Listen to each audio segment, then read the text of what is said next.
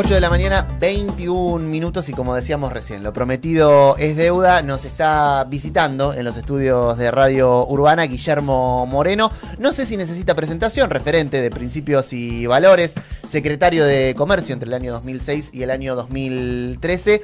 Guillermo, muy buenos días y muchas gracias por visitarnos. ¿Cómo estás? Bien, muchas gracias por recibirme. Mi etapa más divertida de funcionario fue cuando fui secretario de Comunicaciones. Antes, de 2003, claro. Del 2003 al 2006, que ahí me dijo, bueno, vaya para allá, bueno, obviamente. Primero me dijo, quiero su renuncia, le dije, como no, es un honor. Me estaba yendo, me dice, venga para acá, ¿qué quiere? Ya no soy funcionario, ¿qué quiere? Sí. No, hágase cargo, bueno, está bien. Bien, y ahí empezó una etapa de mucho trabajo, también claro, con mucha pasión, pero que en comunicaciones me divertía. Hicimos el satélite. Sí. El tema del contrato de Macri se tuvo que rescindir porque no pagaba, ¿viste? Claro. Cómo es Macri. Me imagino. Entonces, hicimos cosas bien interesantes. Ahí estaba este muchacho Neus, que ahora los hijos están tomando protagonismo. Ellos tenían el control del espectro. ¿Sabes qué es eso? ¿El control del espectro de radio? Radio eléctrico, sí. O sea, por ejemplo, radio urbana va por una determinada onda, entiendo. 93.9. Muy bien. Y alguien tiene que controlar que no se vaya a la 93.8 o a la 91 no sé cuánto, y etcétera, etcétera. Sí. Ese es el control del espectro, pero no solo es eso, es todas las comunicaciones. Por lo tanto, es un tema de defensa y seguridad nacional. Sin embargo, acá lo manejaban los franceses. La tenía la Thompson, que era, bueno, una historia muy especial, porque es la que le vendió unas fragatas una vez a los taiwaneses, unas fragatas de guerra, ¿no? Y había unas cometas tremendas atrás, y estos franceses son bravos también. Sí, estamos hablando los 80, fin de los 80, por ahí. Esa empresa se hizo famosa. ¿Con Mitterrand?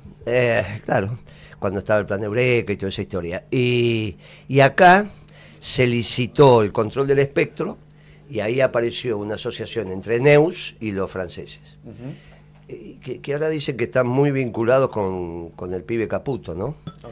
Y ahí están ganando. Transener, Hidrovía. Mirá que Hidrovía no lo sé todavía, porque me parece que no está todavía definido. Pero Transener sí, y algunas generadoras y algunas historias más.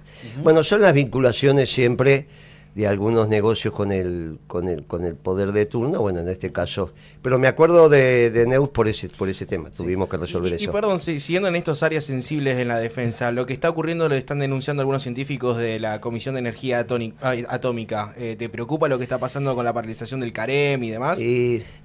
Mira, en general me preocupa todo el gobierno. Me parece que el tema energía atómica, el tema satelital no son de los peores hoy. Así que te diría que la macroeconomía es mucho más grave y obviamente hay una desestructuración del aparato productivo, producto de las concepciones de este gobierno. Pero te diría que no es ese el tema que hoy más me preocupa. Sí, pasa más por la cuestión que hablaba. Tema muy sensible que no se puede desmantelar de un día para otro. Claro. Muy sensible, ahí hay regulaciones internacionales que no pueden dejar de cumplir. ¿Está bien? Sí. O sea, por más que quiera, Milei no va a poder destruir la Unión Internacional de Telecomunicaciones. ¿Por qué hay comunicaciones en el mundo? Porque hay un organismo internacional que las coordina. Claro. ¿Por qué el satélite está en determinada posición y no en otro? Un satélite no le pega a otro, lo echa de la órbita y se pone ahí. Bueno, porque coordinás las decisiones en términos nucleares desde ya. Nosotros acá siempre tratamos de hacer esa diferenciación de, Milei se mete con X asunto, ¿este asunto es irreversible o es una cosa que el día 1 de un gobierno más alineado con la justicia social, ponele, para ponerlo bien amplio, eso lo puede revertir en un día? Rápido, sí, claramente. Yo lo que digo es, ¿vos cómo ves en líneas generales lo que viene proponiendo el gobierno nacional? ¿Vos crees que son cosas en general reversibles o crees que se han cruzado líneas rojas ya de esas que no cambiás de un día para el otro? No, todo se cambia. Todo se cambia. Sí, muy rápido, sí. Todo lo que, obviamente, lo único que no lo cambia son las vidas, los que se mueren por una enfermedad. O cuestiones de deuda. Bueno, el que se murió por cáncer, se murió. No, la deuda se resuelve. Vos pensás que ninguna empresa quiebra por su deuda, eso lo dicen los abogados. Los economistas lo que decimos es que quiebra porque no puede pagar la deuda. Claro. Mientras vos puedas pagar la deuda, la economía funciona y las empresas funcionan con activo y pasivo. Lo que pasa es que ahora empieza el campeonato de fútbol, todos pasamos a ser técnicos, ¿está bien? Eso es divertido. En economía pasa algo similar. La economía funciona con activo y pasivo. El problema es cuando las ventas, el flujo de lo que genera tu activo no da para pagar la deuda. Ahí quebrás. Pero no por la deuda en sí. En Estados Unidos a veces los accionistas tienen el 3-4% de la compañía y todo lo demás es deuda. Todas las economías de Elon Musk, todas las empresas de Elon Musk están recontra endeudadas. Incluso algunas dudando del patrimonio neto. Más. Claro. El caso de Tesla Sí. es una compañía que por estatuto no distribuye dividendos. Entonces vos decís, ¿y por qué la gente pone plata? Y bueno, porque va a crecer el precio de la acción. Claro. Pero no porque la acción que tenés te va a dar plata, te va a dar cuando la vendas. Pero mira, y bueno, pero no funciona así la regla del juego. Se supone que vos ponés plata porque te tiene que dar un dividendo. Una ganancia. Bueno, entonces, ¿qué te quiero significar? Que en realidad, mucho de esto, cuando dicen salimos a tomar plata en el mercado, bueno, eso es deuda. Claro. ¿Está bien? Salvo que sean todos accionistas y todo capital. Y 24.000 empresas menos, salió el dato del CEPA, o mejor dicho, de la Superintendencia de Riesgos de Trabajo, y 330.000 trabajadores registrados menos. Casi una Bahía Blanca tenés ahí. Sí, esos son los registrados. Ellos dicen cosas bárbaras como que creció el empleo informal, como cuando te dicen que creció el salario porque creció el salario no registrado. Una estupidez, como si los cartoneros estuvieran ganando más ahora. Bueno, yo creo que es mucho más lo que está pasando en el mercado. A partir de marzo empezaron los despidos generalizados y cuando vos actualizás las cifras te llevas unas sorpresas bárbaras. Eso es mucho más, eso es mucho más. No son esas cifras. Esos son los que salen por las ART, digamos, ¿no? Claro. Bueno, la pregunta que hacías, Tomás, ahí. Claro, pero tenés mucho más. Tenés mucho más. Te pregunto, Guillermo, por qué estás en Bahía Blanca. Quiero preguntarte un poco por las actividades que venís a llevar adelante. Sé que no es el único lugar del interior de la provincia. Recién charlábamos, estuviste en Mar del Plata, estuviste en Azul. Ahora, esto te estoy hablando los últimos 15 días, ¿no? Sí, en estas últimas 2 semanas. Pero además, digo, de llevar un acto, un encuentro con tus militantes, que acá en Bahía Blanca están. También llevas un plan de gobierno, esto de no vaya a ser cosa que el día de mañana nos choquemos con recibir el gobierno de vuelta y pase lo mismo que hace 6 años ya, no saber qué hacer con eso. De eso estamos hablando. El peronismo va a ganar las elecciones, el tema que no tiene garantizado todavía ser un gran gobierno. Claro. Esta es la discusión que tenemos que dar y la estamos dando. Y esto pasa por el rol de China en el mundo. Si vos querés reindustrializar el país, que es lo que pretende al menos este sector del peronismo, tenés que tener a los chinos lejos. Esto es una realidad. Los chinos están depredando el mercado, están haciendo pedazos todas las industrias, no solo las pequeñas, como alguna vez pasó, sino también los grupos económicos. Bueno, esto es una barbaridad, no te podés quedar sin acero, sin aluminio, estas son estupideces. Ahora, hay algunos muchachos que piensan que el futuro son los chinos, que Europa y sobre todo Estados Unidos han perdido la capacidad de lideranza y que eso va a ser reemplazado por el Partido Comunista Chino. Yo la verdad que no lo veo. No creo que ni el Islam, ni el catolicismo, ni los judíos piensen que el futuro es el Partido Comunista Chino. Yo creo que Occidente se va a reordenar detrás de estas 3 grandes religiones monoteístas. Ya no es más el Occidente judeo-cristiano, es el Occidente judeo-cristiano-islámico. Esto es lo que se está discutiendo en el Estrecho de Hormuz. ¿Qué rol van a tener los islámicos en el próximo Occidente? Yo creo que tienen que tener un rol muy importante. Pero ninguno de los 3 va a aceptar la conducción de un partido absolutamente ateo como el Partido Comunista Chino. Por lo tanto, me parece que son visiones de muchachos que también son poco religiosos, los que piensan que el futuro tiene que ver con los chinos. Pero especialmente no le sirve a la Argentina, porque te destruye la industria, lo estás viendo. Entonces, ese alineamiento geopolítico determina tu modelo de desarrollo.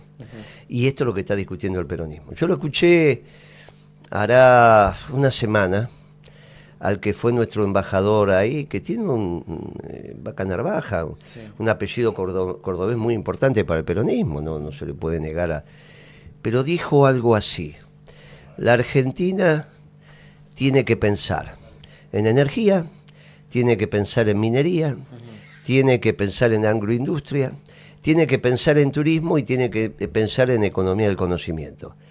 Y el periodista estuvo a punto de decirle, pero esto es lo mismo que dice Milei. Te iba a preguntar lo mismo, tío. Pero entonces, hay algo que no anda. Claro. Porque si... El turismo no, hoy el turismo está complicado. Claro, sí, pero sí, está bien.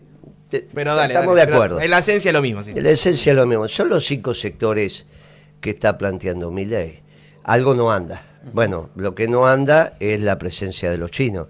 Si vos tenés esa relación con los chinos como tiene Milei, o la que plantean estos compañeros, el ordenamiento económico va a ser muy parecido. Después decir, no, pero mirá, yo no me meto con esto, yo no me meto con esto. Bueno, está bien, no estamos hablando de la situación en el margen, Claro. sino en el núcleo duro. Si vos reindustrializás la Argentina, no podés tener una relación intensa con los chinos. ¿Y esta discusión en el peronismo en qué marco se está dando? Recuerdo que hace 2 años... Acá, la radio, acá en Urbana. Pero habías hecho una reunión, me acuerdo, con los referentes económicos de cada espacio. Sí, sí. Empezaste con Sí, eso, sí, pero sí. ¿dónde están? ¿Te Mirá, han reunido hoy- con Kicillof, que hoy es lo que hoy- tiene para ese... Hoy lo que te diría es, el 14 de abril hicimos una reunión en la capital donde se juntaba la referencia económica de Massa, la de la Cámpora, la de Pichetto, nosotros, algunos intendentes, algunos empresarios, y esto se está repitiendo el 20 de mayo, ahora, en Rosario. Así que también se puede organizar acá en ¿Por qué el no? país, perdón, en Bahía Blanca. en Bahía Blanca. ¿Por qué no se va a poder organizar? Entonces, yo te digo, mirá, eso es lo que está, en términos económicos, razonablemente pensando lo mismo, que es esto que estamos diciendo. Sí. También hay que reindustrializar, el que quiera trabajar tiene que tener trabajo, la deuda se paga trabajando, déjense de embromar, esto funciona así. En eso nos vamos poniendo de acuerdo.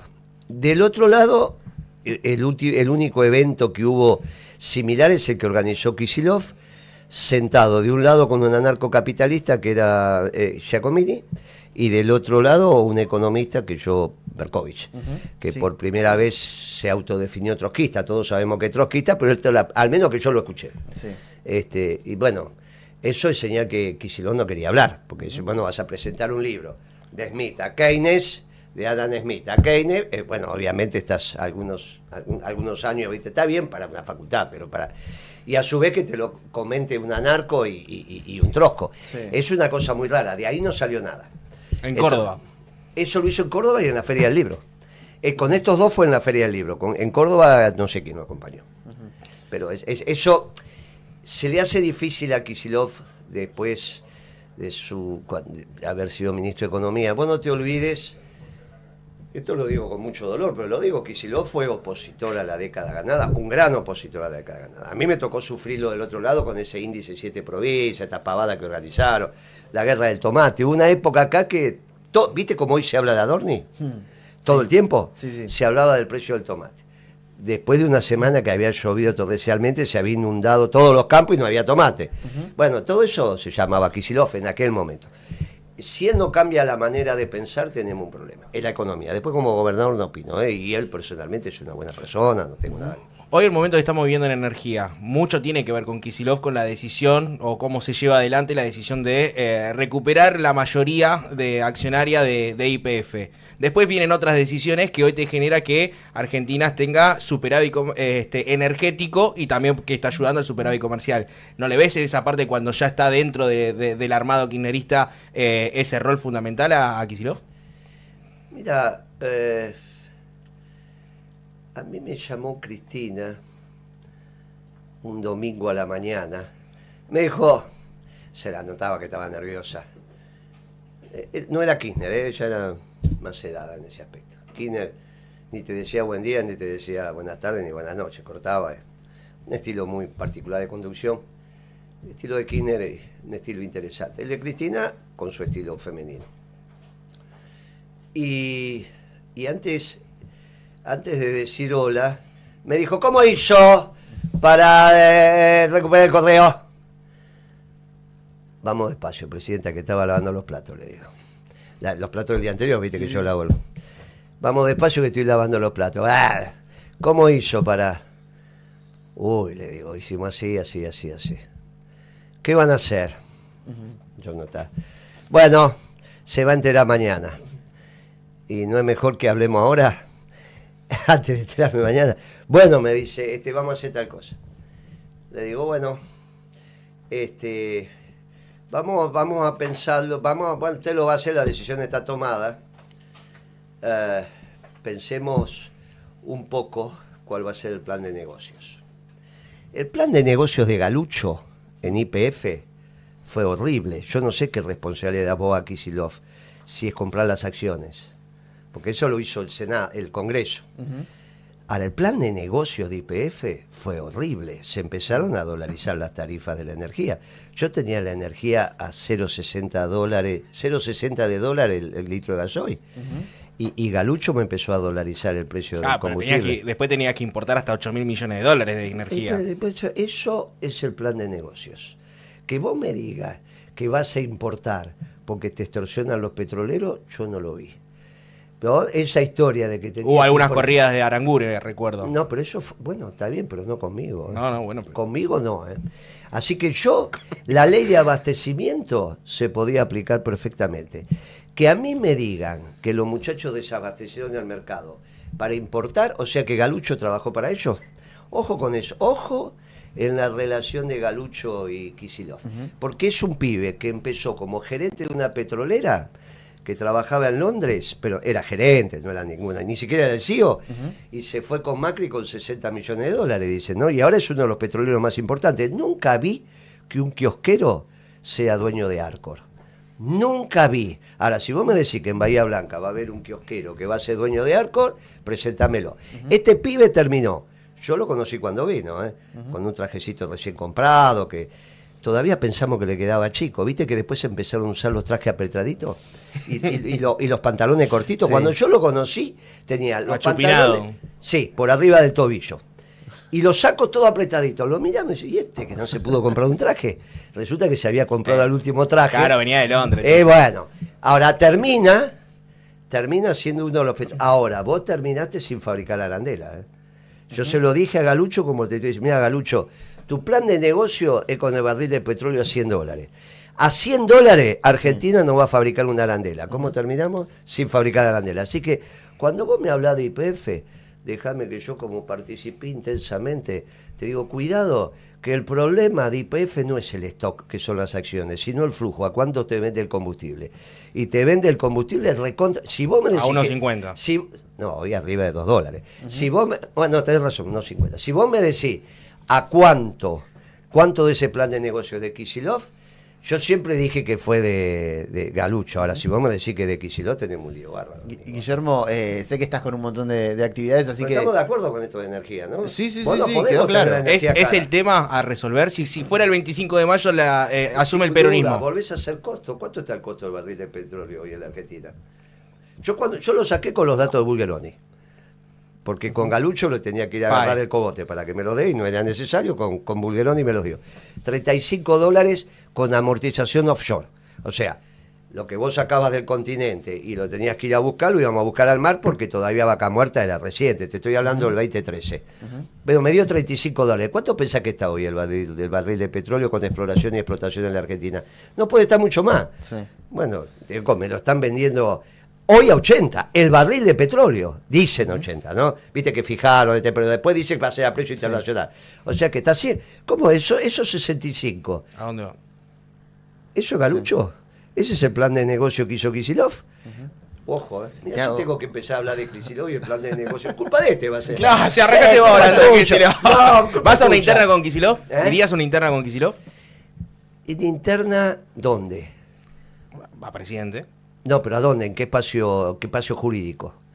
Porque yo soy principio y valores. Él es el presidente del Partido Justicialista de la provincia. Ahí no puede ser, porque tiene que ser partidos nacionales. No, tiene que ser una primaria abierta, si existe todavía las PASO. Muy bien, dentro de un frente nacional que haga el justicialismo con otros partidos. ¿Cómo fueron otros frentes? Sí, yo creo que puede ser una alternativa. No sé si Moreno necesariamente, pero puede ser Moreno, Pichetto, Cámpora, Massa, Blum, todos los gobernadores. No creo que Kicillof se atreva. Ahora, si él quiere hacer una interna de esas características, se hace. La discusión va a ser el rol de los chinos. Te hago la última, Guillermo, porque sé que ahora te vas a otras actividades que tenés acá en la ciudad. Lo dijiste al principio de la nota, el peronismo va a ganar las próximas elecciones. Te pregunto, ¿gana, ponga quien ponga, gana de las discusiones que dé? Porque a mí me preocupa esto de a quién le está hablando el peronismo hoy, año 2026, pero te escucho a vos y digo, bueno... se gana igual. Se gana, pero ¿de qué sirve ganar? Para el peronismo el gobierno es un medio. Claro. Lo que tenés que evitar es que sea un fin como con Alberto Fernández. Primero ganemos, después vemos. Seguro. Y en eso, esto es muy sencillo. Si Kicillof dice, cuando fui ministro de Economía, devalué innecesariamente. Me opuse a la década ganada porque pensaba mal la economía. Y a partir de ahora entiendo que la economía es la economía peronista, la que se hizo en la década ganada. Pero no hay ningún inconveniente, si acá no es un problema de personas. No hay una discusión de egos con Kicillof, ni del lado de él, ni del lado nuestro. El problema es para dónde va la Argentina. Él piensa que Estados Unidos entró en el ocaso y que el futuro es China. Y yo te digo, de ninguna manera. El futuro sigue siendo Occidente. Un Occidente ampliado con la incorporación de los islámicos. Pero no es el Partido Comunista Chino. De ninguna manera. La humanidad va camino a ser gobernado por una estructura esencialmente atea. Al contrario, vuelven las estructuras de pensamiento monoteísta. La judía, la cristiana y la islámica ahora por primera vez. No es la primera vez que está en Occidente, porque obviamente quiso parte, pero en algún momento se empezó a dividir y se habló del Occidente judío-cristiano. Es la hora de incorporar a los islámicos. Y eso es lo que se está discutiendo en Hormuz. El diseño nuclear de Medio Oriente, el tema energético que ya está resuelto y sobre todo cuál es la tendencia futura en los próximos 50 años de Occidente. No hay ninguna posibilidad de un Occidente exitoso sin el Islam. Pero eso no incluye a China. Te imaginas que si hay, estos muchachos son profundamente religiosos, ¿no? Guillermo, muchísimas gracias por el tiempo. No hay marxistas en Medio Oriente. Hubo en algún momento, pero ya no los hay. No están más. El socialismo árabe. Bueno, pero no están más. Ni siquiera la hermandad. Bueno, los serrucharon todo el piso. Fueron de a uno, fueron cayendo. Bueno, ¿qué tiene que ver? Acá también los peronistas nos vienen dando y sin embargo estamos. No, es porque las concepciones es el problema. Cuando los pueblos son profundamente religiosos, el marxismo no hace pie. Por lo tanto, no va a conducir el mundo el Partido Comunista Chino. No pueden ser esas categorías lo que ordenen la sociedad argentina. Y esa es una discusión con Kicillof. Una de las cosas que no conseguí, dos cosas no conseguí con Kicillof. Que Cristina me decía, déjelo tranquilo al pibe. Que use corbata. Él empezó con esa moda de no usar corbata. Economista sin corbata. Empezó él esa historia. Después la siguió Macri. Y que vaya a misa. Ninguna de las dos cosas lo conseguí. Gracias, muchachos. Muchas gracias, Guillermo. Que tenga buen día. Gracias por venir. Guillermo Moreno en Radio Urbana. Ahí vamos, con Tomás Casela y Mauro Senesi, en Urbana FM 93.9. Estás en Urbana. Tenemos algo para decir. Sí, siguen los días locos de descuentos y oportunidades en Casa Silvia. Imperdible Hot Week. Hasta este domingo en Casa Silvia. Descuentos de hasta el 50%, hasta en 18 cuotas sin interés. Recordá, Hot Week. Comprás y